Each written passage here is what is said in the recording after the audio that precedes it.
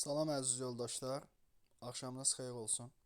Bu günləri biz sizinlə litosfer bölməsi haqqında danışacağıq və bu dərsimiz litosferdən yerin planetar inkişafı, yer qabığının geoloji inkişafı, yerin daxili quruluşu, yer qabığını təşkil edən süxurlar və faydalı qazıntılar, litosfer tavaları, quru və su hərəkətləri, su sahələri, geosinkronlar və platformalar, əsas dağ əmələ gəlmə mərhələləri, tektonik proseslər, zəlzələlər və vulkanlar haqqında danışacağıq. Deməli, yerin və digər planetlərin əmələ gəlməsi haqqında bir neçə fərziyyə mövcuddur.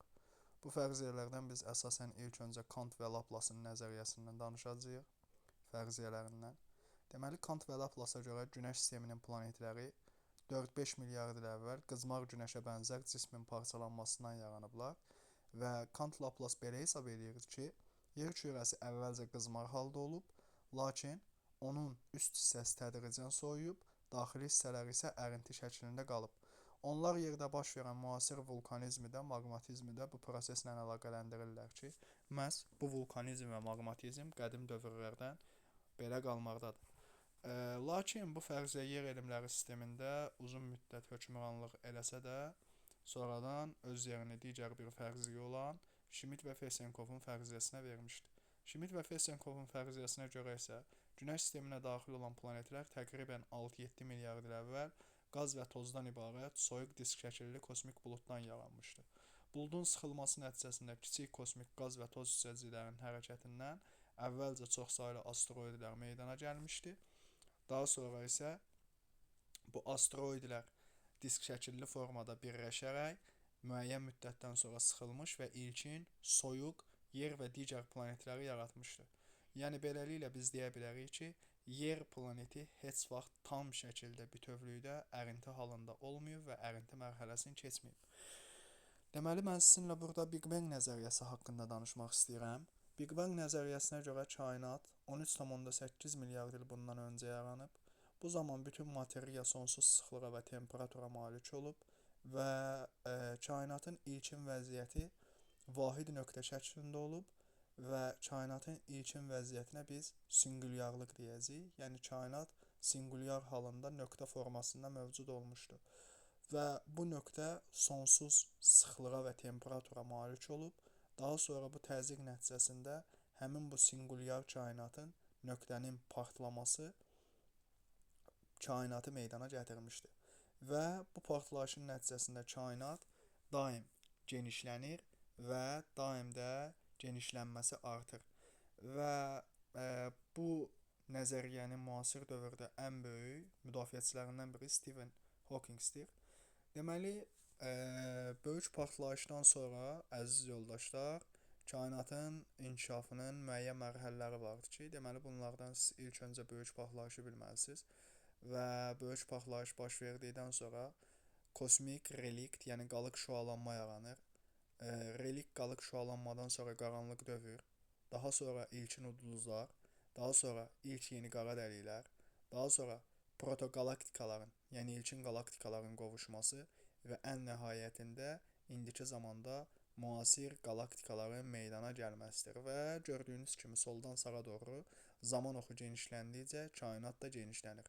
Deməli, kainatın genişlənməsindən biz danışdıqda, dəyərli yoldaşlar, bilməliyik ki, Stephen Hawking belə demişdi ki, kainat genişlənir deyə insanlar yaşlanır. Əgər kainat genişlənməsə, kainat daralsaydı, o zaman insanlar qocalmazdılar, cavanlaşardılar və kainat bir müddətdən sonra genişləndikdən sonra yenidən böyük sıxılmaya məruz qalacaq və əvvəlki vəziyyətinə dönəcək. Həm də Stephen Hawking yad planetlər haqqında bir neçə fikir söyləyib və o yad planetlərin olduğunu tərəfdarı idi. Hətta yad planetlərin yer kürəsinə gəlməsini Christopher Columbun Amerika qitəsini kəşf etməyinə bənzədirdi ki, Amerikalıları, yəni yerli cəmaatı, hinduları Kolumb və Kolumbdan sonra gələn Avropalılar necə məhv elədilərsə, eyni aqibəti də yer sakinləri gözləyə bilər. Həm də Kolumbun, üzr istəyirəm, Stephen Hawking'in qara dəliklərə aid bir fikri də var idi. Stephen Hawking'dən danışmışkən bunu deyək. Stephen Hawking qara dəliyin buxarlanma qabiliyyətinə malik olmasını da söyləyirdi. Deməli, qara dəliklər haqqında nəzəriyyə ilk dəfə 1967-ci ildə John Wheeler tərəfindən işlədilmişdi və hər hansı nəhəng ulduz sıxılan zaman onun qravitasiyası da o qədər güclü olur ki, hətta işıq belə ondan uzaqlaşa bilmir və böyük qravitasiyaya malik olan bu sahədə qara dəlik adlanır. Deməli, bu fərziyyələrə görə qara dəliklər böyük qravitasiya nəticəsində ulduz və sama cisimlərini udur, yerin udur və hətta dediyimiz kimi işıq belə qara dəliyin ətrafından qaça bilmir. Bilməlisiniz ki, ilk qara dəliyin şəkli 2019-cu ildə 8 teleskopdan ibarət şəbəkə vasitəsilə çəkilib və bu qara dəliyə Monster, əjdaha qara dəliyi adı verilmişdi və yer kürəsindən təxminən 3 milyon dəfə böyükdür. Deməli, yerin inkişaf mərhələləri haqqında danışdıqda, əziz yoldaşlar, biz bilməliyik ki, yer kürəsi müəyyən bir mərhələyə kimi digər planetlərlə eyni inkişaf mərhələsi keçsə də, müəyyən bir mərhələdən sonra yerin yolu ayrı olmuşdur. Deməli, planetar inkişaf mərhələ haqqında biz danışdıqda Pantalasın yaranmasına qədər olan dövrü deyəcəyik ki, planetar inkişaf mərhələsidir. Bu mərhələdə yer bir planet kimi formalaşıb və yer bir müddətdən sonra bilməlisiniz ki, Günəşin və öz oxu ətrafında fırlanması nəticəsində mərkəzdən qaçma və mərkəzə qaçma qüvvələrinin təsiri ilə ağır metallar mərkəzə doğru, yəni yerin dərinliklərinə, yüngül metallar isə nisbətən xaricə doğru hərəkət eləmişdir və ağır metalların mərkəzdə yığılması nəticəsində radioaktiv elementlər, dəmir kimi, nikel kimi zəncirvarı parçalanmağa başlamış və bu da yer kürəsinin bir növ daxildən əriməsinə səbəb olmuşdur və bu daxili ərinti ilk dəfə yerin nüvəsini neynəmişdir, formalaşdırmışdır. Və bildiyimiz üzrə nüvə əsasən dəmir, nikel kimi ağır materiallardan, metallardan ibarətdir, əziz yoldaşlar. Və nisbətən yüngül metallar isə nüvənin səthinə, xaricə doğru yer kürəsinin mantiyasını yaratmışdır. Deməli, nüvə daha sonra mantiya neynədi? Formalaşdı. Və əziz yoldaşlar, siz bilməlisiniz ki, planetar inkişaf mərhələdə nüvənin daxilində, nüvədə olan, mantiyada olan ərintilər yüksək təzyiq altında səthə doğru püskürməyə başladı ki, eyni dövrdə ayda da bu baş vermişdi. Hətta ayın biz səthinə baxarkən burada kraterləri və bombardıman kraterlərini görə bilərik və bu da ondan xəbər verir ki, bu dövrdə məhz ayda da eyni proseslər müşahidə edilib. Ona görə kütləvi vulkan püskürmələri dövrü, ay erası dövrü adlanır. Və kütləvi vulkan püskürmələrindən sonra nə baş verdi? Bildiyiniz üzrə yerin ölçüsü aya nisbətən böyükdür və yerin daxilində nüvədə olan radioaktiv elementlər maqnitlənmə yaradaraq yerin cazibə qüvvəsini formalaşdırdılar ki, bu da vulkan püskürməsi zamanı səthə atılan toz, buxar bunları kosmosun boşluqlarına uçmağa qoymadı və yerin ətrafında cazibə qüvvəsi çəkic saxladı. Amma ay balaca olduğu üçün ayın cazibə qüvvəsinin gücü buna yetmədi və bir müddətdən sonra vulkanizm prosesi səngidikcə səthin temperaturu aşağı düşməyə başladı və temperatur azaldıqca təbii ki, su buxarı mayeyə çevrilməyə başladı. Bilməlisiniz, suyun təbiətdə 3 halı mövcuddur. Bunlar bərk, yəni buz halı, maye, yəni su halı və qaz, yəni buxar halı mövcuddur və temperatur 100 dərəcədən yuxarı olduqda su buxar halında olur, yəni buxarlanır və ümumiyyətlə 100 dərəcə temperatur deməyək də, müəyyən temperatur şəraitində bəli su buxarlanır, əziz yoldaşlar. Və temperatur təbii ki azaldıqdan sonra artıq bu buxar halında olan su mayeyə çevrilməyə başlayır ki, və suyun da buxar halından mayeyə çevrilməsi prosesi kondensasiya, buxar halından bərk hala çevrilmə prosesi isə sublimasiya prosesi adlanmaqdadır və kondensasiya nəticəsində kütləvi yağışlar yağmağa başlayır və bildiyiniz üzrə dəyərli yoldaşlar, həmin o vulkan püskürmələri zamanı yer ətrafında yığılan toz, duman buludluqları yerin ilk atmosferini yaradır və daha sonra kütləvi yağışlar baş verdikdən sonra yer tamamilə sularla örtülür və bu da ilk okeanın Pantalasın yaranmasına səbəb olur. Və ilk okean da hidrosferin, yerin su təbəqəsinin yaranması deməkdir. Deməli biz nəyi müşahidə elədik? İlk öncə nüvə, daha sonra mantia, atmosfer və hidrosfer yaranır və hidrosferin yaranması ilə dəyərli yoldaşlar artıq yer kürəsində bazalt təbəqəsi formalaşmağa başlayır ki, deməli ilk litosfer də yaranmış olur. Deməli dəyərli yoldaşlar, biz nəyi müşahidə eləmiş olduq? Nüvə, mantia, atmosfer, hidrosfer, yəni ümumilikdə litosfer, atmosfer və hidrosfer yerin planetar inkişaf mərhələsində formalaşdı. Və ilk okeanın Pantalasın yaranması ilə planetar inkişaf mərhələsi 2,5 milyard il bundan öncəyə qədər davam eləyərək öz yerini geoloji inkişaf mərhələsinə vermişdi və geoloji inkişaf mərhələsi də indiki dövrə qədər davam eləyir 4,5 milyard il. Əziz yoldaşlar, deməli yer bir planet kimi yarandıqca yavaş-yavaş hərəkət eləməyə başlamışdı. Biz bunu dedik, təbii ki, dəmir kimi, nikel kimi, uranium, torinium kimi ağır metallar mərkəzə nisbətən yüngül metallar isə mantiyada toplaşmışdı. Deməli yerdəki dəyərli yoldaşlar ilk okean Pantalas, ilk supermaterik isə Pangeya adlanmaqda idi. Deməli, sonradan biz nəyi bilməliyik, dəyərli yoldaşlar? Bilməliyik ki, yer kürəsinin geoloji erasını öyrənərkən süxurların yaşına əsasən biz bu geoloji inkişaf mərhələsini öyrənirik. Süxurların yaşı da əsasən iki yolla, nisbi yaşla və mütləq yaşla təyin edilir, dəyərli yoldaşlar. Nisbi yaş onun təxmini yaşı deməkdir. Nisbi yaşı biz iki üsulla müəyyən eləyə bilərik. Birinci üsul, daşların tərkibində, torpağın tərkibində daşlaşmış bitki və heyvan qalıqlarına, canlı orqanizmlərin qalıqlarına əsasən müəyyən eləyə bilərik ki, deməli daşlaşmış bitki və heyvan qalıqlarına isə nə deyilir? Fosillər deyilməkdədir. İkinci üsul isə süxurların yatım ardıcıllığına əsasən müəyyən edilir, əziz yoldaşlar, və süxurların yatım ardıcıllığı dedikdə siz bilməlisiniz ki, təbii ki, bunlar təxminidir. Yəni biz bununla dəqiq bir vaxt deyə bilmərik.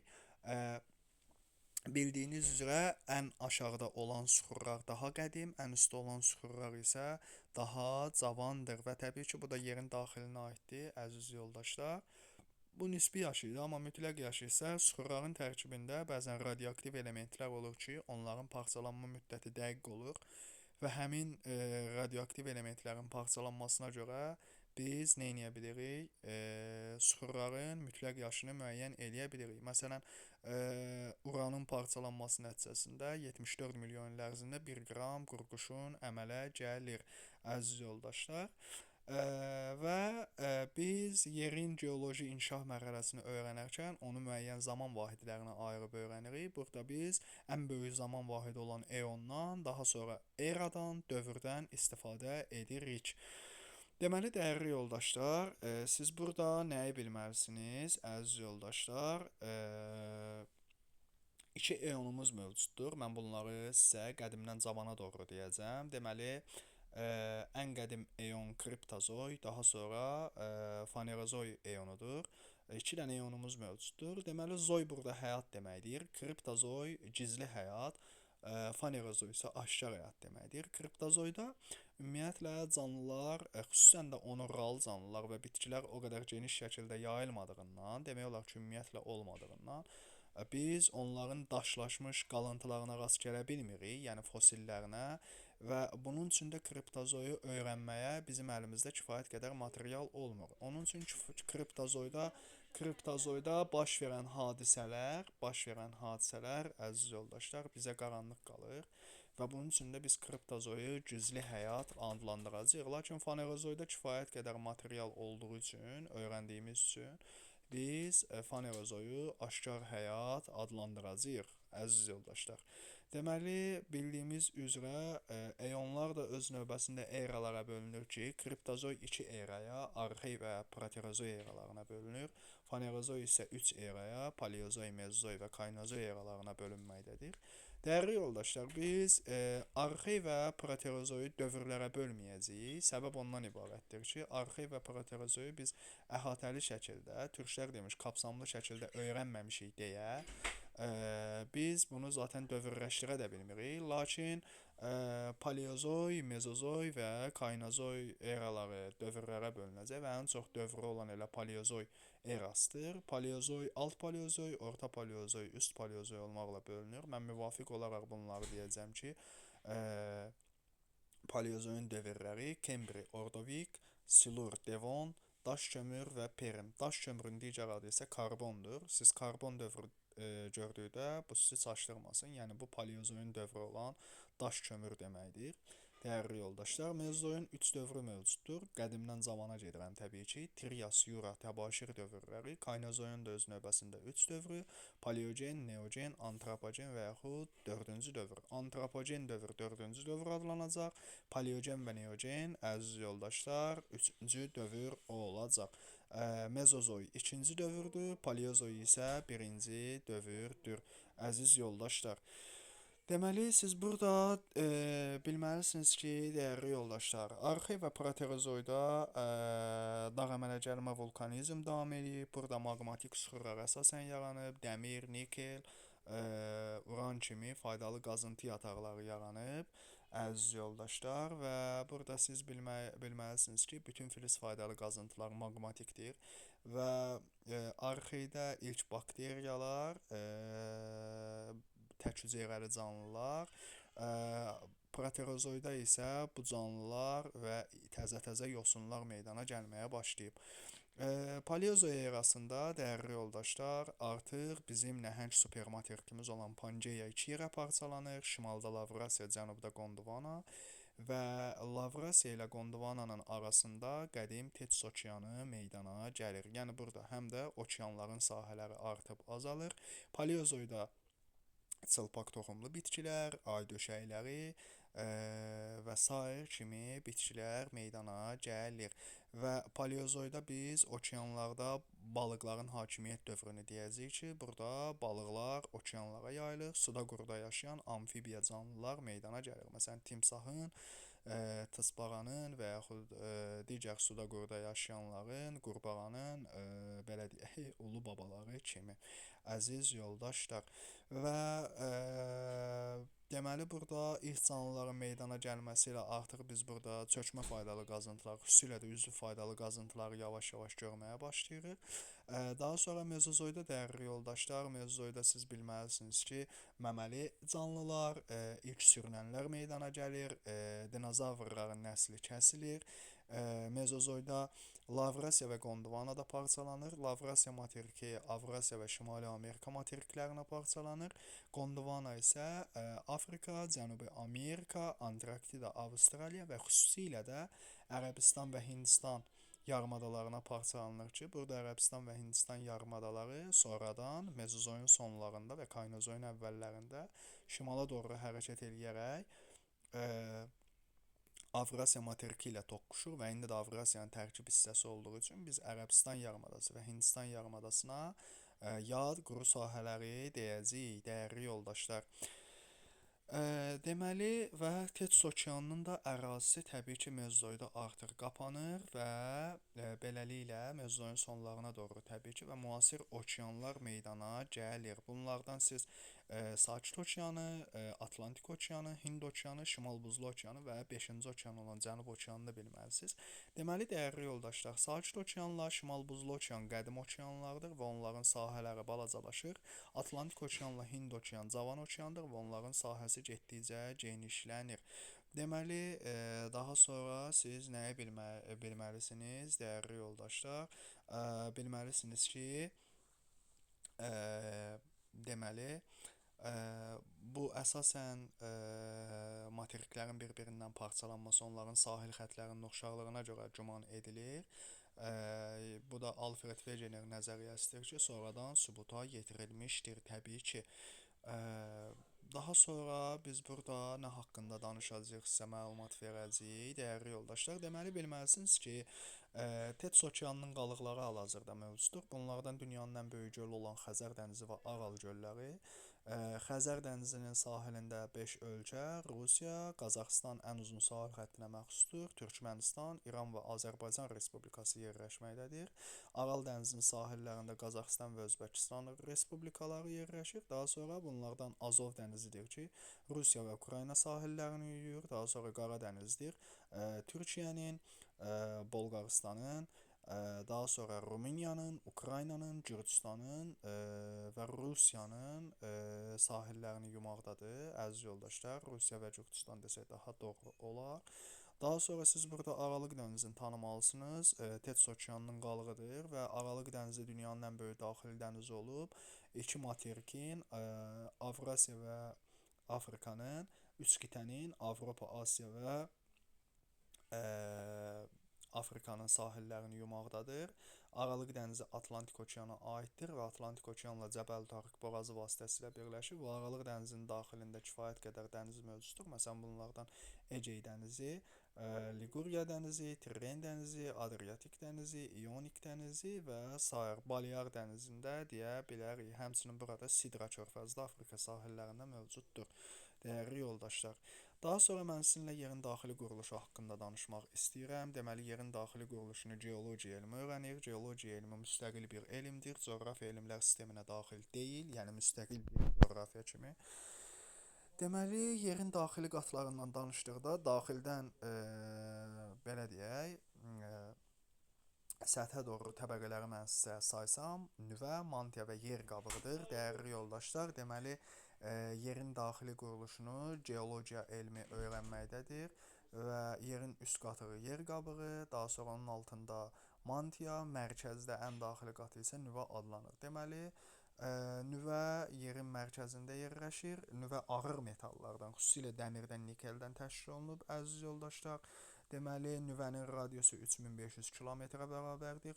Nüvədə maddələr ərinti halındadır, lakin yüksək təzyiq altında bu maddələr çipləşib, bilməlisiniz, ərinti halındadır, lakin çipləşib və burada atmosfer təzyiqinin 3 milyon atmosfer təzyiqi, temperaturun isə 3500-5000 dərəcə olduğu güman edilməkdədir. Ona görə də biz deyirik ki, nüvənin istiliyi günəşin səthinin istiliyinə bərabərdir.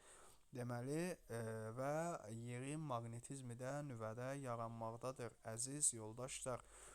Daha sonra nüvə də iki təbəqədən, daxili və xarici nüvədən ibarətdir. Daha sonra biz mantiyadan danışacağıq. Mantiya Yunan dilində örtük deməkdir, əziz yoldaşlar, və mantiyanın qalınlığı 2900 kilometrə yaxındır. Mantiya iki hissədən, alt və üst mantiyadan ibarətdir. Mantiyanın temperaturu 1000-2500 dərəcə arasında dəyişməkdədir, dəyərli yoldaşlar. Deməli, alt mantiya əsasən ərintidən ibarətdir və bu ərintidə yüksək təzyiq altında kipləşib. Daha sonra üst mantiyanın üst hissəsi isə əsasən bərk süxurlardan təşkil olunmuşdur, dəyərli yoldaşlar.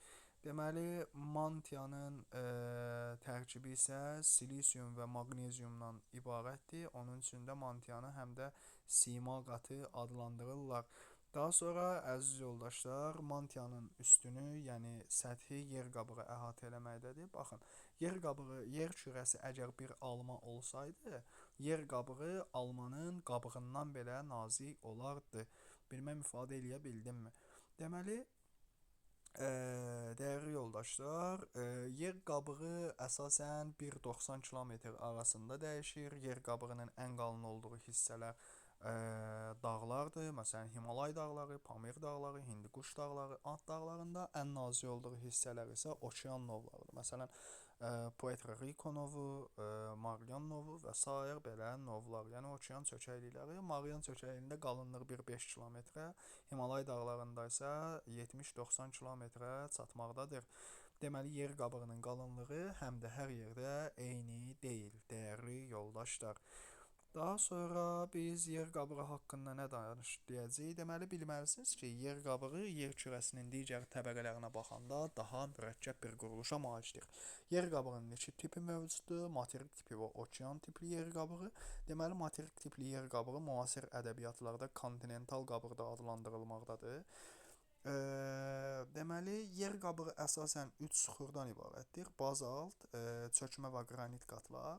Bazalt qat bunların içində ən qədimidir, ən tez yaranır. Daha sonra çökmə süxurlar və qranit qatı yaranmaqdadır. Deməli, dəyərli yoldaşlar və tərkibindəki bu süxurlara görə də yer qabığı iki yerə ayrılır. Materik tipli və okean tipli yer qabığı. Materik tipli yer qabığında bildiyiniz üzrə həm bazalt var, həm qranit var, həm çökmə qat var. Okean tipli yer qabığında isə dəyərli yoldaşlar, qranit qat yoxdur. Qranit qatın yaranması üçün yüksək təsir və ağırlıq lazımdır ki, bu da çökmə süxur qatının altında yaranması ilə bağlıdır. Yəni qranit qat çökmə süxur qatı altında yaranan təbəqədir. Okeanlarda isə çökmə süxur qatı nazik olduğundan qranit qata rast gələ bilmərik. Okean tipli yer qabığında, okeanlarda qranitə rast gəlirik, amma okean tipli yer qabığında qranitə rast gəlmirik. Məsələn, materiklərin şelfində, materik yamacında, materik dayazlıqlarında biz qranit qata rast gələ bilirik. Sualtı okean tirələrində, sualtı orta okean silsilələrində biz qranitə rast gəlmərik, əziz yoldaşlar. Deməli, qranitdə bildiyiniz üzrə maqmatik süxurdur. Deməli, dəyərli yoldaşlar, daha sonra yer qabığının üst hissəsi ilə, ümumiyyətlə yer qabığı ilə mantiyanın üst bərk hissəsi birlikdə litosfer adlanır ki, litosfer tavaları anlayışı buradan meydana gəlir. Litos daş, sfera təbəqə demək, yəni daş təbəqə, bərk təbəqə, yer qabığı da bərkdir. Litosferin mantiyanın da üst təbəqəsi, üst mantiya bərk olduğu üçün nə adlanacaq birlikdə? Litosfer qatı adlanacaq və bildiyiniz üzrə litosfer tavaları müəyyən bir ərintinin üzərində hərəkət edir ki, bu ərintidə alt mantiya və üst mantiya arasında yerləşən dəyərli yoldaşlar astenosfer təbəqəsidir ki, ona görə də yer səthində baş verən bütün tektonik proseslər litosfer və astenosfer birlikdə daxil olmaqla baş verir ki, ona görə də litosfer və astenosfer birlikdə adlanacaq tektonosfer təbəqəsi. Deməli, dəyərli yoldaşlar, bunların arasında, bu təbəqələr arasında sərhədlər də mövcuddur ki, siz burada sərhədləri tanımalısınız. Deməli, yer qabığının qranit və bazalt təbəqələr arasında Konrad sərhəd mövcuddur. Deməli, Konrad sərhəddi də yer qabığının bir qatıdır. Onda biz Konrad sərhəddini bazalt və qranit qatları arasında dediyimiz üçün avtomatik şəkildə bildiyimiz üzrə qranit qat okean tipli yer qabığında yoxdur, materik tipli yer qabığında var. Deməli, biz Konrad sərhəddə ancaq və ancaq harda rast gələcəyik? Materik tipli yer qabığında rast gələcəyik, dəyərli yoldaşlar. Daha sonra astenosferlə üst mantiya arasında olan sərhəd nə adlanacaq? Benyov səddi adlanacaq. Yer qabığı ilə üst mantiyanı ayıran və yaxud yer qabığı ilə mantiyanı ayıran sərhəd isə dəyərli yoldaşlar Moxoroviçiç və yaxud qısa adı ilə Moxo sərhəddi adlanacaq. Deməli, daha sonra biz burada sizə astenosfer və tektonosfer haqqında geniş məlumat vermiş olduq və siz burada eonların parçalanmasını görə bilərsiniz, dəyərli yoldaşlar. Mən sizə eonların parçalanmasını burada göstərirəm və eonlardan danışmışkən dağ əmələ gəlmə mərhələləri haqqında danışmaq istəyirəm, dəyərli yoldaşlar. Deməli, kriptozoy eonunun proterozoy erasında əmələ gələn və paleozoy erasının Kembri Ordovik dövründə əmələ gələn dağ əmələ gəlmə Baykal dağ əmələ gəlməsi adlanır. Ən qədim dağ əmələ gəlmədir, dəyərli yoldaşlar. Daha sonra burada Silur və Devon dövründə əmələ gələn dağ əmələ gəlmə Kaleodondur. Karbon və yaxud daş kömür Perm dövründə əmələ gələn dağ əmələ gəlmə isə Hertsin dağ əmələ gəlməsidir. Deməli, dəyərli yoldaşlar, Baykal, Kaledon, Hertsin dağ əmələ gəlmələri qədim dağ əmələ gəlmələrdir və bu qırışıqlıqda yaranan dağ əmələ gəlmələr qədim dağlar adlanacaq. Mezozoy təbii ki, bilirdiniz ki, Trias, Jura, təbaşir dövrlərindən ibarət olub. Bu dövrdə əmələ gələn dağlar Kimmer dağ əmələ gəlməsi adlanır və bu da orta qırışıqlıq adlanacaq. Kaynozoyda, yəni bu dövrdə Alp dağ əmələ gəlməsini götürəcəyik ki, bu dövrdə yaranmış dağlar cavan dağlardır, əziz yoldaşlar. Deməli, mən sizə burada dövrlər haqqında da geniş şəkildə məlumat vermişəm. Mezozoyda bilməlisiniz ki, örtülü toxumlular, məməlilər və quşlar yaranıb və qədim sürünənlər yayılıb, dinozavrların nəsli kəsilib. Deməli, burada paleozoy erasında yaranan dağlardan mən sizə göstərsəm, bu dağların çoxu, əziz yoldaşlar, Kaledon, Hertsin yaşıl dağlardır ki, Şimali Amerikada Appalaz dağlarını tanımalısınız. Appalaç dağları iki ölkənin ərazisində, az bir hissəsi Kanadanın, böyük bir hissəsi ABŞ ərazisində yerləşən bu dağların ən hündür zirvəsi Mitchell dağı olub 2037 metr hündürlüyə malikdir və ABŞ-ın əsas daş kömür yatağı buradadır, birinci yerdədir və dəmir ehtiyatları ilə təbii ki zəngindir. Əziz yoldaşlar, daha sonra siz burada Kaledon Hertzin dövründə Skandinaviya dağlarını tanımalısınız. Skandinaviya yarımadasında yerləşir bu dağlar, qədim dağlardır. Və Skandinaviya dağlarının da əziz yoldaşlar, əsasən iki ölkə, qismən də üçüncü ölkənin ərazisində, məsələn Finlandiyanın ərazisində yerləşir. Əsas hissəsi yadınızda saxlasanız elə Norveçin və İsveçin ərazisində yerləşməkdədir. İki işıqlanma qurşağında yerləşir. Şimalı şimal qütb və şimal mülayim işıqlanma qurşağında. Deməli, dəyərli yoldaşlar, bu dağların da ən hündür zirvəsi Qalxı Piken zirvəsidir ki, hündürlüyü 2469 metrə bərabərdir və deməli, bu dağlarda əsasən İsveç dəmirə görə fərqlənir və iki okeanın sahillərində yerləşir bu dağlar. 4-cü dövr buzlaşmasına əmələ gəlib. Burada ən böyük fiord tipli sahilləri Skandinaviya yarımadasında Sogne Fiord görə bilərik. Ural dağları gördüyünüz üzrə əziz yoldaşlar, Rusiya və Qazaxıstan ərazisində yerləşir Ural dağları. Deməli, siz Ural dağları haqqında nə bilməlisiniz? Ural dağları iqlim arasında su ayrıcı təşkil edir. Mülayim iqlim qurşağının mülayim kontinental və kəskin kontinental tiplərini bir-birindən ayırır. Avropa və Asiyanı bir-birindən ayırır. Rusiya və Qazaxıstan ərazisində yerləşir. Burada əsasən filiz faydalı qazıntılar çıxarılmaqdadır. Dəyərli yoldaşlar, ən hündür zirvəsi də Rusiya ərazisində yerləşən Narodnaya zirvəsidir ki, hündürlüyü 1895 metrə bərabərdir. Deməli, siz burada Altay Sayan Tianşan dağlarını tanımalısınız. Bu dağlar da Paleozoy erasında meydana gəlib və bu dağları yenidən törəmiş dağlar deyirlər. Çünki Alp qırışıqlığında Kaynozoy erasında yenidən qalxmaya məruz qalıb.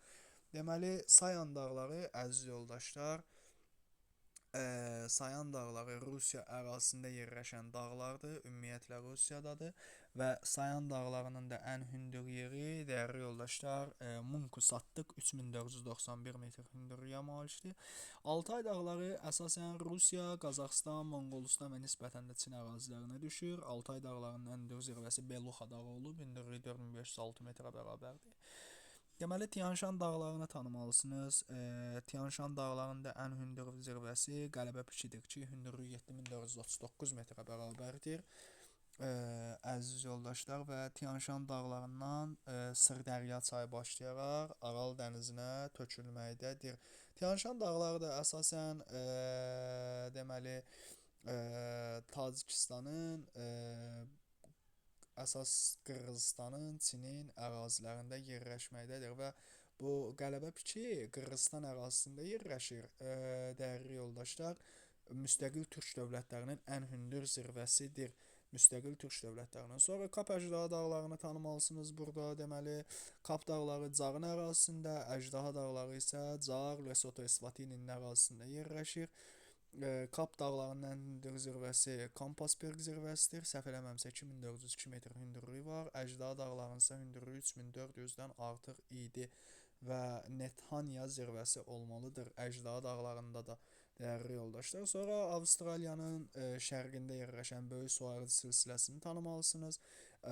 Böyük su ayrıcı dağları da qədim dağlardır və böyük su ayrıcı dağlarının cənub hissələri Avstraliya Alpları adlanmaqdadır əziz yoldaşlar və böyük su ayrıcı dağlarında ən hündür zirvəsi 2228 metr olub. Kostyuşko dağı burada yerləşməkdədir dəyərli yoldaşlar. Sonra Kaynozoy arasında yaranan dağlardan siz burada Şimali Amerikada Kordilyerin sahil yanı hissələrini, xüsusən Alyaskanı, sahili Kaskad dağlarını tanımalısınız.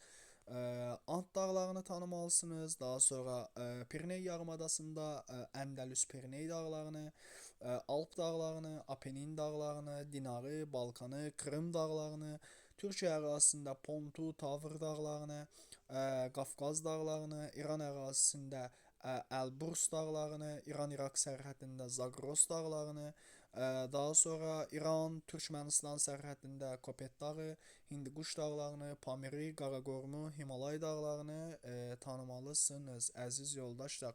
Və Alp Himalay seysmik qurşağının ən ucqar qərb nöqtəsi olan, qərbi olan Afrikanın şimalında Atlas dağlarını da tanımalısınız, əziz yoldaşlar. Deməli, mən sizə süxurlar haqqında danışmaq istəyirəm, dəyərli yoldaşlar.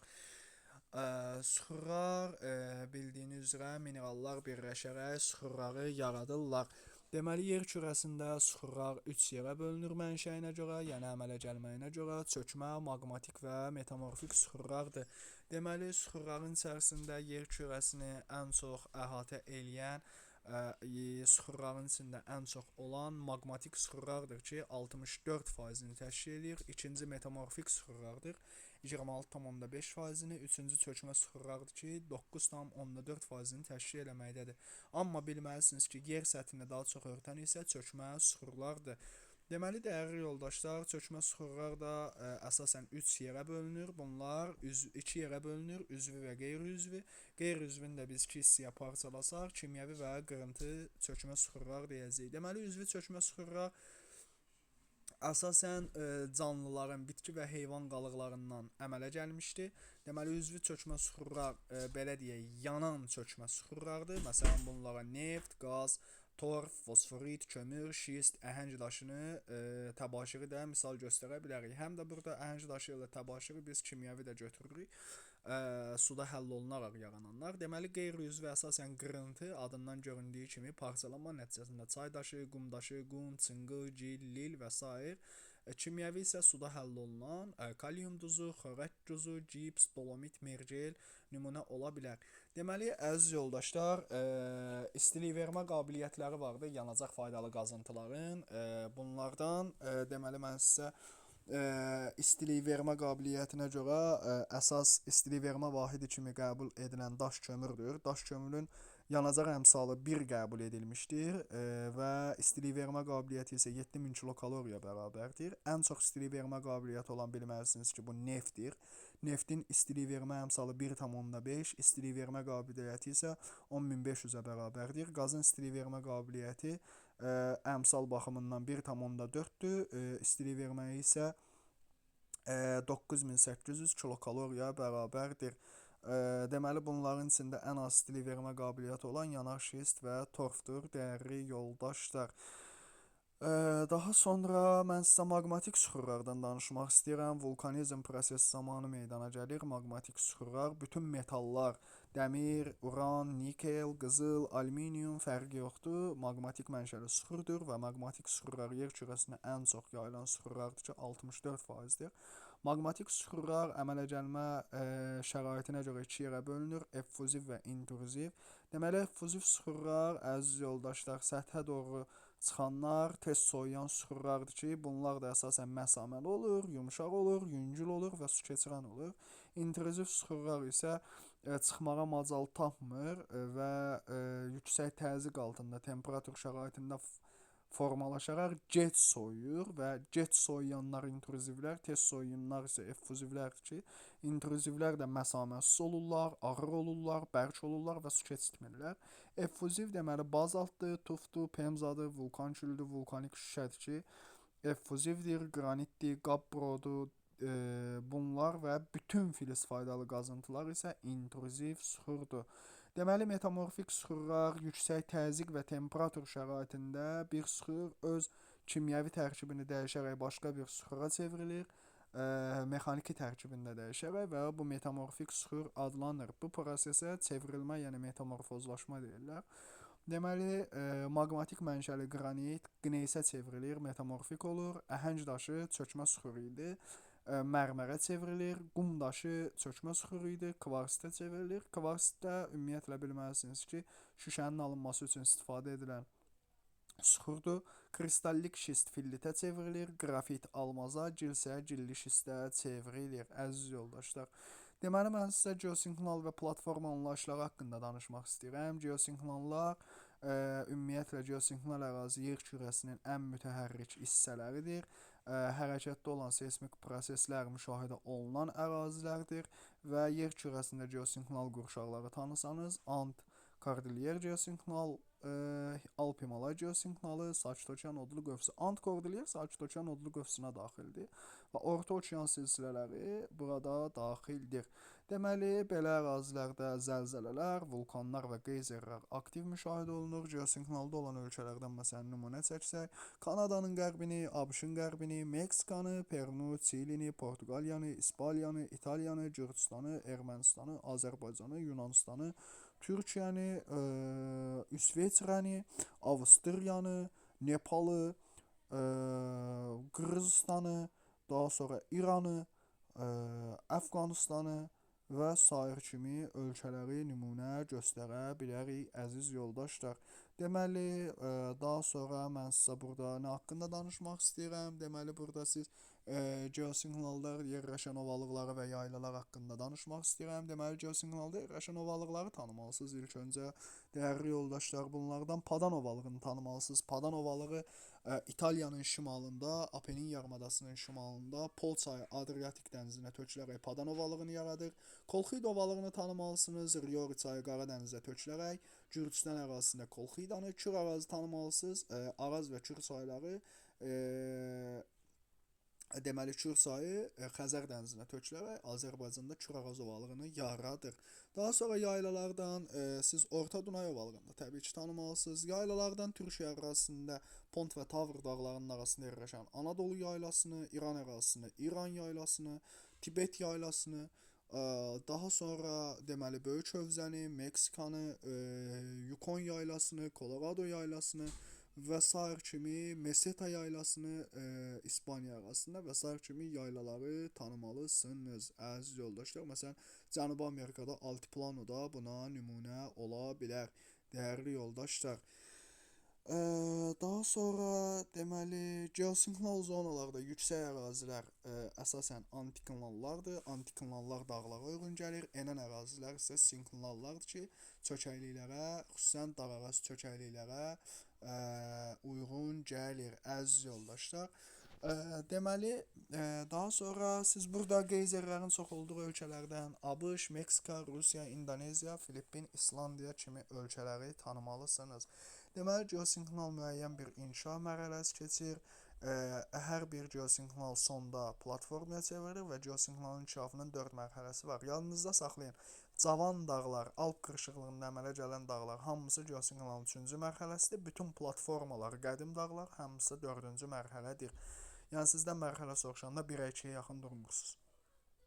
Deməli, birinci mərhələdə yer qabığının böyük bir hissəsi enməyə başlayır. Burada dəniz hövzəsi yaranır. Onun dibinə qalın çökmə süxurlar toplanır və qalın çökmə süxurlar təzyiqi artırır. Təzyiq öz növbəsində temperaturu artırır və təzyiqin temperaturunun artması süxurların metamorfozlaşmasına səbəb olur, əziz yoldaşlar. Deməli, ikinci mərhələdə yer qabığının enməsi davam edir, lakin ayrı-ayrı hissələrdə qalxma baş verir. Çökmə süxurların toplanması ilə vulkanizm fəaliyyəti də artır və bu mərhələdə çökmə süxur qatı parçalanır. Bu zaman çoxlu sayda enmələr, sinklinallar, qalxmalar isə antiklinallar yaranır.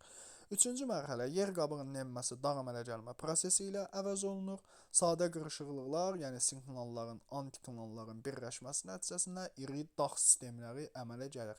Dördüncü mərhələdə daxili proseslər zəifləyir, xarici proseslərin təsiri ilə, yəni eksogen amillərin təsiri ilə dağlar milyon illər ərzində tədricən dağılır, düzənliyə çevrilir.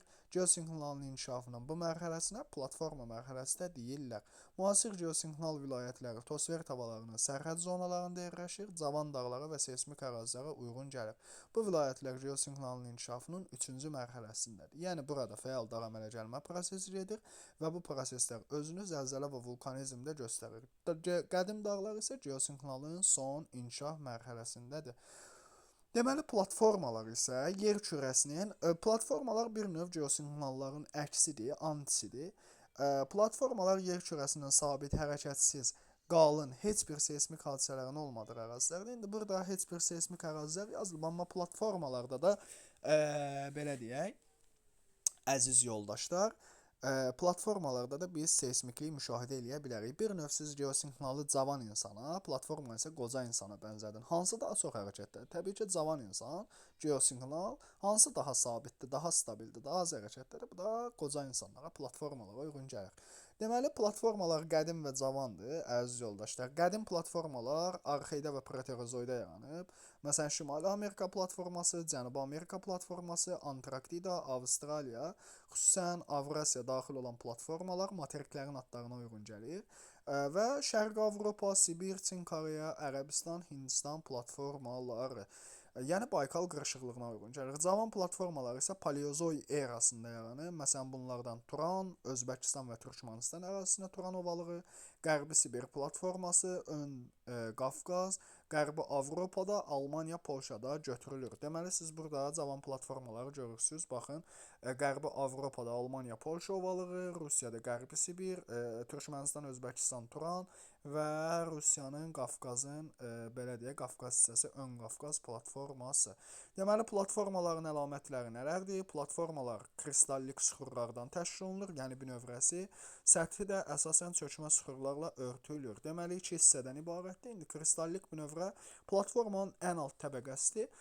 Kristallik bünövrə adından da göründüyü kimi kristallik burada maqmatik və metamorfik süxurlardan ibarətdir və qədimdir, tamamilə aşınmış dağların bünövrəsinə aid olan süxurlar qırışıq və qırışıq yatım formasına malik olurlar. Burada filiz faydalı qazıntılar üstündür, filiz faydalı qazıntılar mövcuddur. Platformaların bəzən tərkib hissələri səthə çıxır. Bunlar da sipərlər, qalxanlar adlanır və sipərlər, qalxanlar səthdə olduğu üçün burada faydalı qazıntılar rahat, asan şəkildə çıxarılır. Məsələn, Avstraliyada superpit qızıl mədəni kimi. Avstraliyada sipərlər səthə yaxın yerləşdiyi üçün burada filiz faydalı qazıntıların çıxarılması nisbətən ucuz başa gəlir. Deməli, platformanın nisbətən belə deyək, yuxarı qaldırılmış sahələrində bəzən üstə çökmə süxur qatı olmur, amma çökək sahələrində çökmə qatda formalaşır. Buna platforma örtüyü deyirlər. Deməli, çökmə süxur qatı, yəni platforma örtüyü əsasən üfüqi layih şəklində olur və çökmə mənşəli faydalı qazıntılar mövcud olur, hansı ki neft, təbii qaz, daş, kömür və s. Deməli, platformalarda da yüksələn və enən hissələr var. Yüksələn hissələr, yüksəkdə qalan hissələr anteklizlər, çökək hissələr isə sineklizlər adlanır. Bundan başqa platformalarda Horst və Graben deyilən relyef formaları da rast gəlinir ki, Horst və Grabenlər deməli, qrabenlər, əziz yoldaşlar, qırılıb enmələrdir. Bu zaman qırılıb yuxarıda qalan hissələr isə horstlar adlanacaq. Və burada qrabenlər bəzən qırılıb enmələrdə su ilə dolur ki, burada da qraben mənşəli göllər yaranır. Məsələn, qraben mənşəli göllərdə formasına görə uzunsov olur və çox dərin olur. Məsələn, Baykal, Balxaş, Tanqanika, Nyasa kimi göllər mövcuddur və Şərqi Afrikanda qırılma zonasını təbii ki bilirsiniz. Qırmızı dəniz sahillərindən Zambezi çayına kimi uzanır. Kifayət qədər Tanqanika, Nyasa kimi qraben mənşəli göllər burada mövcuddur. Deməli, dəyərli yoldaşlar, platformaların qalxan hissələrində çökmə süxur qatı az olur, kristallik isə səthə yaxın yerləşir və belə ərazilər yaylalara uyğun gəlir. Məsələn, Braziliya yaylası, Labrador yaylası Kanadada, Braziliya yaylası əsasən Braziliyada, Avstraliya yaylası, Orta Sibir yaylası, Dekan yaylası Hindistanda və belə ərazilər filiz faydalı qazıntılarla bol olurlar. Deməli, platformanın enən hissələrinə sinekliz, qalxan hissələrinə isə anteklizlər dedik, əziz yoldaşlar. Horstlardan da biz danışdıq. Deməli, Afrikada ən böyük horst Rwenzori horstudur, dəyərli yoldaşlar. Qraben isə gördüyünüz kimi horstlar qalxmalar, qrabenlər çökmələrdir. Deməli, qrabenin mərkəzi hissəsi həm də rift dərələri adlanır. 100 və 1000 kilometrlərlə rift dərələri uzanaraq rift zonalarını əmələ gətirirlər. Deməli, antiklinallar, sinklinallar, yer qabığında süxurların qabağı yatım forması antiklinallar, yəni qıvrım şəkildə, sinklinallar isə enmələr şəklində müşahidə olunur. Litosfer tavalarından danışmaq istəyirəm. Deməli, yer qabığı üst mantiya ilə birlikdə 5 təbəqə olan litosferi əmələ gətirir. Mən sizə bayaqları demişdim ki, astronosfer üzərində sürüşür və sərhədlərin keçməsindən asılı olaraq materik və okean tipi litosfer tavalara ayrılır. Əhatə etdiyi əraziyə görə litosfer bir neçə iri tavaya bölünür. Məsələn, Avrasiya, Şimali Amerika, Cənubi Amerika, Afrika, Hind, Avstraliya, Antarktida, Sakit okean tavaları yer üzərində ayrılan əsas litosfer tavalarıdır. Deməli, yerdə bir neçə kiçik təbəqə tavalar da var ki, Filippin, Karib, Kokos və Naska tavalары. Deməli, bunlardan bilməlisiniz, Sakit okean yalnız okean yer qabığına malikdir. Sakit okean tavası yalnız yer tipli qabığa, yəni okean tipli yer qabığa malikdir. Yəni burada qranit qat yoxdur. Ərəbistan tavası isə sırf materik tipli yer qabığına malikdir. Yəni burada həm belə deyək, okean tipli yer qabığı yoxdur. Bura materik tipli qabıqdan təşkil olunub. Qalan bütün böyük tavalar isə həm materik, həm də okean tiplidir. Deməli, tavaların həm toqquşma sərhədi var, həm ayrılma sərhədi var. İndi bunlardan danışacağıq. Deməli, litosfer tavalarının toqquşma sərhədi konvergent sərhəddir. Konvergent sərhəd iki tipə bölünə bilər. Materik-okean tipli tavanın və yaxud materik-materik tipli tavanın toqquşması nəticəsində. Deməli, materik-okean tipli tavanın toqquşması nəticəsində bu zaman materik sahilində sıra dağlar yaranır, okean novları meydana gəlir. Baxın, materik-okean toqquşanda nov meydana gəlir. Sahildə, quruda dağlar yaranır, ona paralel dənizdə isə novlar yaranır və yaxud adalar qövsü əmələ gələ bilər. Məsələn, Sakit Okean litosfer tavası ilə Şimali Amerika tavası toqquşan zaman Kordilyer dağları əmələ gəlib, Aleut, Kuril, Filippin, Yapon, Ryukyu, digər adı ilə Nansi adaları, Yeni Zelandiya adaları Sakit Okean odlu qövsündə yaranan qövsvari adalardır. Bu adalar vulkanik mənşəli adalardır. Ant dağları isə Naska tavası ilə Cənubi Amerika tavasının toqquşmasından əmələ gəlib. Bildiyiniz üzrə quruda sıra Ant dağları, suyun altında isə Peru novu, Çili novu meydana gəlib. Və Aleut novu, Peru novu, Kuril Kamçatka, Filippin, Çili novları da meydana gəlmişdi. Materik toqquşanda nə olur? Deməli, materik tipli tavaların toqquşmasında nəhəng qırışıq dağlar yaranır. Bu dağlar cavan dağlardır. Məsələn, Alp-Himalay zonasındakı, məsələn, Alp-Himalay Ərəbistan tavası ilə və Hindistan tavası ilə Avrasiya tavasının toqquşması nəticəsində Alp, Qafqaz, Karpat, Pamir, Himalay, Qaraqorum, Atlas, Pont, Tavr, Zagros, Pamir, Hindukuş, Kopetlar və sair kimi cavan dağlar meydana gəlir. Deməli, divergent sərhəd isə litosfer tavalarının ayrılma sərhəddir. Bu hissədə orta okean dağ silsilələri yerləşir ki, bunlar da bəzən okean səthindən yuxarı qalxaraq adalar yaradırlar. Məsələn, İslandiya adası, Azor adası, Müqəddəs Yelen adası, Havay adaları, Galapagos adası və sair vulkanik mənşəli adalardır. Siz burada divergent sərhədləri görürsünüz. Litosfer tavalarının ayrılma sərhəddinə uyğun gəlir, əziz yoldaşlar. Deməli, siz Afrikanın sınma zonasında görürsünüz. Burada Somali tavası da məhz formalaşmaqdadır. Quruda da təbii ki, divergent sərhədi mövcuddur. Bəli, Afrikada ayrılma zonasında Afrikanın sınma zonasını görə bilərsiniz. Deməli, məsələn, Şərqi Afrikada dedik ki, Ölü dənizdən Zambezi çayına kimi sınma zonasında yerləşir. Burada Graben mənşəli göllər, Tanganika, Nyasa, Rudolf kimi göllər mövcuddur. Məsələn, Asiyada dediyimiz kimi Rusiyada Baykal, Qazaxıstanda Balxaş kimi göllər Graben mənşəlidir. Uzun və dərin formada olurlar. Dəyərli yoldaşlar, sonra mən sizə burada filiz faydalı qazıntılardan danışmaq istəyirəm. İnsanların istifadə etdiyi yeraltı sərvətlər, insanların işinə yarayan bu süxurlar, faydalı qazıntılar və mineral ehtiyatlar adlanır. Mənşəyinə görə 3 yerə bölürük: filiz, qeyri-filiz və yanar faydalı qazıntılar. Filiz faydalı qazıntılar hamısı maqmatik mənşəlidir. Məsələn, dəmirdir, nikeldir, urandır, manqandır, xromdur, qızıldır, alüminiumdur, gümüşdür, nə bilim, alnitdir, boksitdir, nifelindir və s. və ilaxır. Deməli, onlar yerin dərin qatlarında yaranan ağır, bərk intruziv süxurlarda əmələ gəlirlər. Filiz faydalı qazıntılar daha çox dağlarda və denudasyon düzənliklər olan yüksələklər və yaylalara uyğun gələcək. Deməli, siz filiz faydalı qazıntı axtaranda ya yüksəkliyə, ya yaylıya, ya da ki, dağa baxacaqsınız, xüsusilə də qədim dağlara.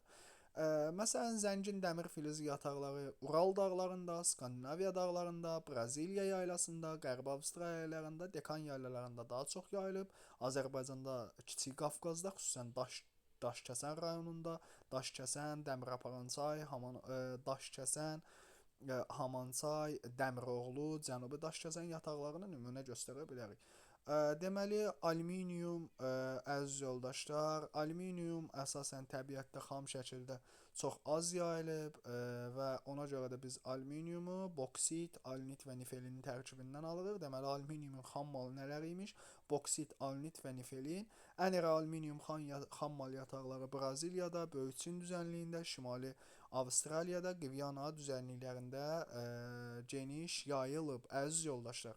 Deməli, boksit yataqları əsasən Qviyanada, Surinamda, Yamaykada boksit yataqları, daha sonra Fransada, Macaristanda geniş yayılıb. Alnit yataqlarına isə görə birinci yerdə Azərbaycan, birinci yerdə Çin, sonra Azərbaycandır. Alnit ehtiyatına görə. Əziz yoldaşlar, deməli Azərbaycan boksiti xaricdən alır, xüsusilə Macarıstanla. Mis yataqları isə dünyada mis qurşaqları var, dəyərli yoldaşlar. Bunlar əsasən Ant dağlarıdır. Mis yataqları Ant dağlarına mis qurşaqları deyirik. Burada əsasən Çili, Peru kimi ölkələr misə görə fərqlənməkdədir. Qalay Wolfram qurşağı Cənub-Şərqi Asiyadadır, həm də mis qurşağı Afrikanın mərkəzində də cənub hissəsində mövcuddur.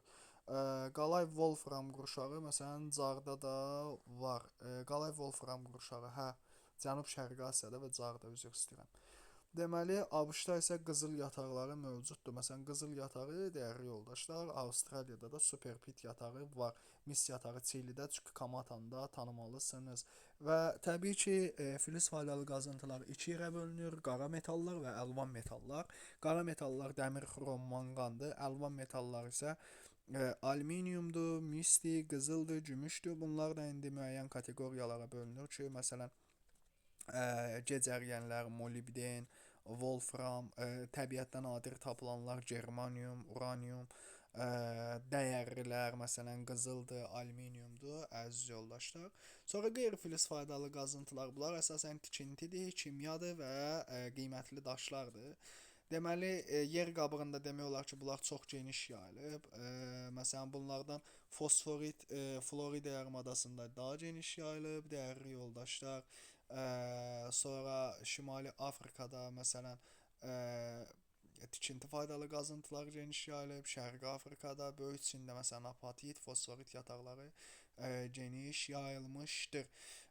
Deməli, qiymətli daşlar isə məsələn zümrüddür, kəhrabadır, sapfirdir, yaqutdur, brilyant dediyiniz həmin o almaz falan, bunlar qiymətli daşlardır.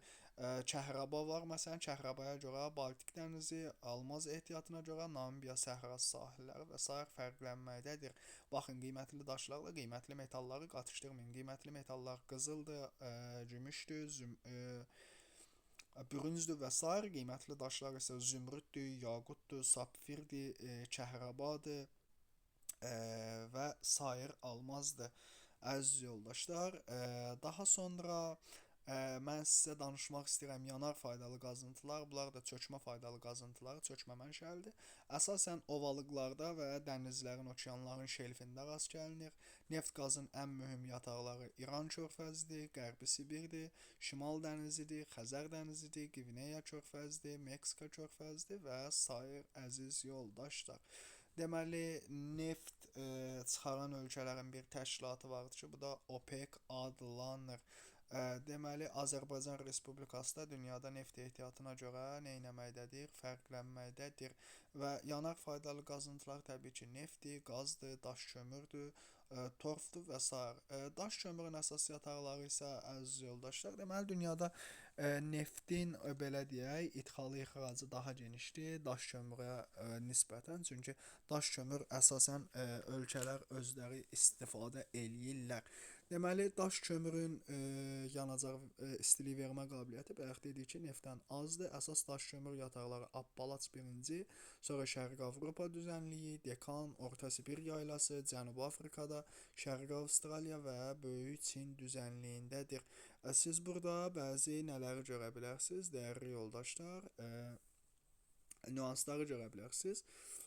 Deməli, bax, burada diqqət eləsəz, bəzi nüanslara diqqət eləyə bilərsiniz. Kimya xammalı, kükürt, apartit, fosforit, kalium duzu, tikinti materialları, əhəng daşı, gips, mərmər, qum, çınqıl, qiymətli daşlar, sapfir, yaqut, zümrüd, kəhraba, yanar faydalı qazıntılar, neft, daş kömür, təbii qaz, torf, yanaq, şist və s. Deməli, burada mineral resursları da görürsünüz. İstilik vermə qabiliyyətlərindən bayaq danışmışdım. Deməli, əziz yoldaşlar, siz burada şərti işarələrə diqqət eləməlisiniz. Dövlətlərdən, deməli, dövlətləri görməlisiniz.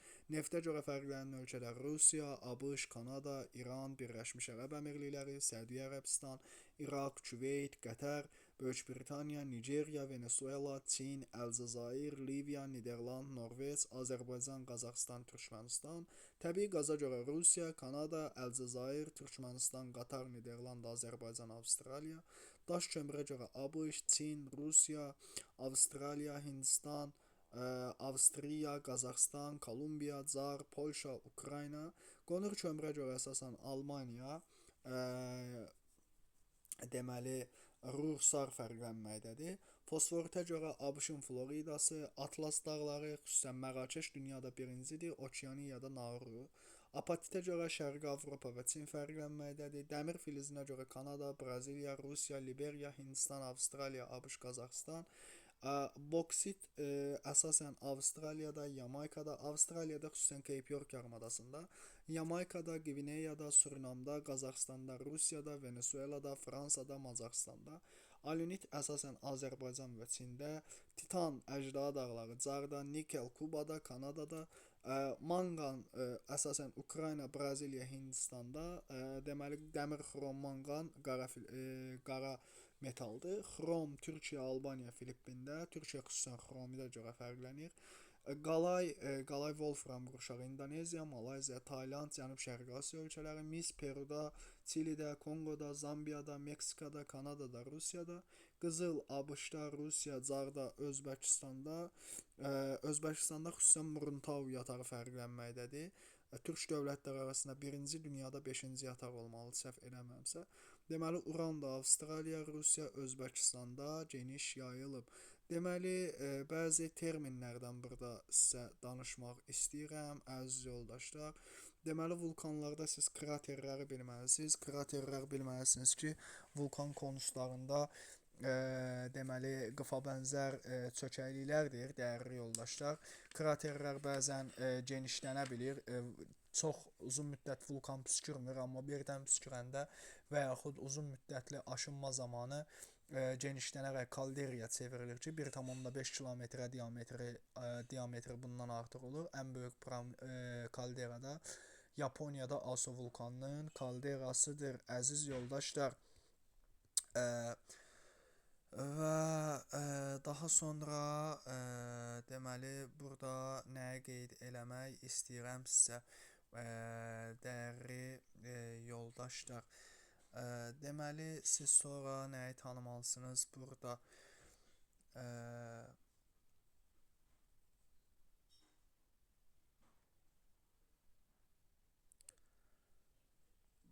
Vulkanlardan, əziz yoldaşlar, bildiyi vulkanlar haqqında seismik qurşaqlara uyğun gələcək. Deməli, mən sizə vulkanlar haqqında da geniş məlumat vermək istərdim və yaxşı olardı ki, bu məlumatları siz qeyd eləyəsiniz, əziz yoldaşlar. Deməli, vulkanlar haqqında danışacaq olsaq, təbii ki, birinci başlamaq istəyirəm Avropa qitəsinin vulkanları ilə. Deməli, Avropa qitəsinin vulkanlarından ilk öncə mən sizə İtaliyada Etna vulkanını, Vezuvi və Stromboli vulkanlarını demək istəyirəm ki, ən hündür vulkan da Etna vulkanıdır ki, hündürlüyü 3323 metrə bərabərdir və Alp Himalaya seismik qurşağının ən hündür vulkanıdır. Şimali Avropada, İslandiyada vulkanları tanımalısınız. Ən hündürü Bardarbunqadır, 2009 metr. Sonra Eyjafjallajökull, Hekla, Katla, Laki vulkanlarını tanımalısınız. Sonra Afrikanın ən hündür zirvəsi olan Kilimanjaro vulkanını tanımalısınız. Hündürlüyü 5895 metrə bərabərdir. Afrikanın ikinci ən hündür vulkanı Keniyanı tanımalısınız, Keniya dövlətinin ərazisində. Sonra Karisimini tanımalısınız, Ruandanın ən hündür zirvəsidir və Kamerunu tanımalısınız, hündürlüyü 4070 metrə bərabər olub, Kamerunun ərazisindədir. Daha sonra Avrasiyanın ən hündür vulkanı olan Klyuchko Sopkasını tanımalısınız, Rusiyada Kamçatka yarımadasında yerləşir, hündürlüyü 4688 metrə bərabərdir. İndoneziyada Kerinci vulkanını tanımalısınız. Sumatra adasında 3800 metrə bərabərdir. İndoneziyada Krakatau vulkanını tanımalısınız və Yaponiyada Fuziyama Aso vulkanını tanımalısınız. Fuziyama 3776 metr hündürlüyə bərabər olub Honshu adasında və Yaponiyanın ən hündür vulkanıdır. Aso vulkanı da Yaponiyanın Kyushu adasındadır, əziz yoldaşlar. Və ən böyük kalderaya məxsus olan nədir? Adadır. Dəyərli yoldaşlar, kalderaya məxsus olan vulkandır. Deməli, Filippin adalarında Apo və Pinatubo'nu tanımalısınız. Apo Mindanao adasında, Pinatubo isə Luzon adasında yerləşir. Havay adalarında Manualua, Mauna Kea, Kilauea vulkanlarını tanımalısınız. Dəyərli yoldaşlar, Yeni Zelandiyada Ruapehu vulkanını tanımalısınız ki, Şimal adasında yerləşir. Antarktidada Erebus və Terror vulkanlarını tanımalısınız. Daha sonra Cənubi Amerikada, deməli, şimaldan cənuba mən vulkanları sizə desəm, Ruisi tanımalısınız Kolumbiya ərazisində. Cotopaxini tanımalısınız Ekvador ərazisində, San Pedronu və Luluaiconu Çilidə tanımalısınız. Ən hündür vulkan Luluaico vulkanıdır, 6723 metrdir. Çili-Argentina sərhədində sönmüş Ojos del Salado vulkanını tanımalısınız. Ekvadorda isə sönmüş Chimborazo vulkanını tanımalısınız. Həm də Ekvadorun ən hündür zirvəsi olub, hündürlüyü 6310 metrə bərabərdir. Şimali Amerikada ABŞ ərazisində Rainier Shasta vulkanını tanımalısınız. Meksikada Colima, Orsiaba, Popocatépetl tanımalısınız. Ən hündür də Orsiaba vulkanıdır ki, 5747 metr hündürlüyə malikdir. Deməli, Qvatemalada Taxmulqa vulkanını siz tanımalısınız burada, əziz yoldaşlar. Nikaraguada Momotombo vulkanını tanımalısınız, dəyərli yoldaşlar. Daha sonra Fransa müstəmləkəsi olan Martinika adasında, Karib dənizi hövzəsində Montampele vulkanını tanımalısınız. ABŞ-ın Alyaska ştatında, Alyaskada Katmai-Şişaldina Veynamino vulkanını tanımalısınız. İspaniyaya məxsus Kanar adasında Tayde vulkanını, Kuril adalarında Alaidi vulkanını, Kamçatka yarımadasının digər bir vulkanı olan Şevoluç vulkanını da tanımalısınız. Deməli, əziz yoldaşlar, vulkanlar da bilməlisiniz ki, stratovulkan və qalxanbarı vulkan olmaqla neçə yerə bölünməkdədir? Bu vulkanlar 2 yerə bölünməkdədir. Stratovulkanlar turş tərkibli olurlar və bu vulkanlar hündür konus yarada bilirlər. Əsas tərkibi vulkanların tərkibi sıyıq olur və bu vulkanlar qalxanvari vulkanlar adlanır. Deməli, qalxanvari vulkanlar okean tipli yer qabığında əmələ gəlir. Yəni, qranit qatın olmadığı yerdə, əziz və dəyərli yoldaşlar. Daha sonra siz bu vulkanları da tanımış oldunuz. Deməli, zəlzələlər isə yer səthinin ani bir vaxt ərzində tərpənməsinə deyilir.